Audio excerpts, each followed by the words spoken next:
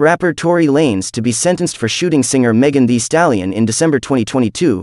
Lanez was found guilty of 3 felonies in relation to the shooting. Musician Tory Lanez is set to be sentenced on Monday for shooting fellow artist Megan Thee Stallion in 2020.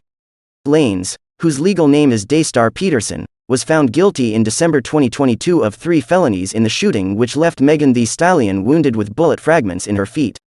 Prosecutors have called for Lanez to be sentenced to 13 years in prison for the offense, and what they have described as a subsequent campaign of misinformation, waged through hip-hop blogs and music meant to decimate Megan Thee Stallion's credibility.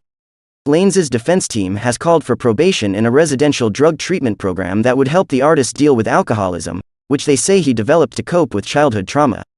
The sentencing will mark the end of a polarizing 3-year saga that played out in court, the artist's social media and on hip-hop gossip blogs.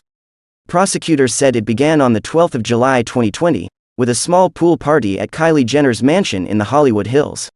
Megan Thee Stallion, whose legal name is Megan Pete, arrived at the home a few hours before Lanez.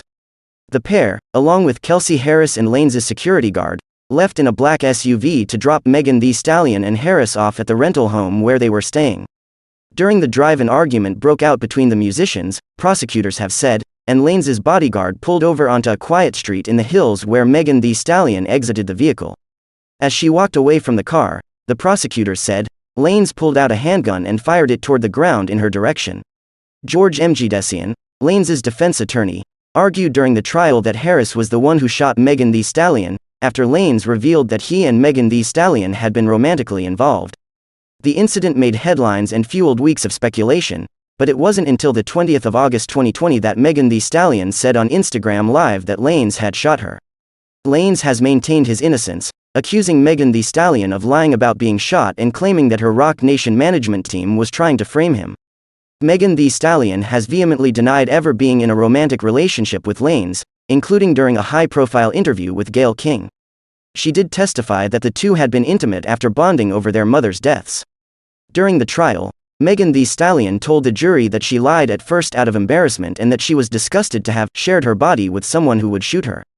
"I don't want to be on this earth," she said at one point during a day-long testimony. "I wish he would have shot and killed me if I knew I would go through this torture." The jury deliberated for 1 day before convicting the 30-year-old Canadian rapper of assault with a semi-automatic firearm, having a loaded, unregistered firearm in a vehicle and discharging a firearm with gross negligence.